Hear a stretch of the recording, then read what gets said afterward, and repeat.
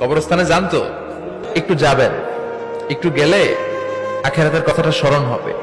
ওখানে ছোট শিশুরা শুয়ে আছে, কিশোর যুবকরা আছে, আপনার মতো তাগড়া যুবক মুরব্বীরা আছে।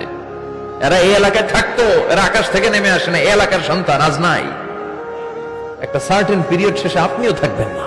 This is the nature of life, this is the circle of life.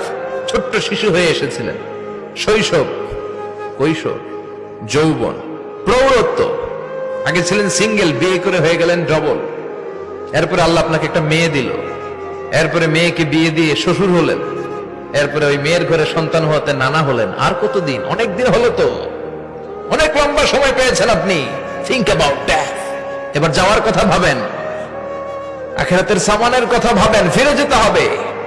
কি শক্তিশালী যুবক, বার্ধক্য চলে আসলে লাঠি ছাড়া চলতে পারে না। কুচকুচে কালো দাড়ি সাদা হয়ে যায়, দাড়ির শুভ্রতা, বয়সের ভার, রং ধরা যৌবন জং ধরে শেষ, ঠিক কিনা? This is the circle of life. যুবক ভাইরা, এটাই জীবন, চলে যেতে হবে, কেউ থাকতে পারবে না, ঠিক কিনা?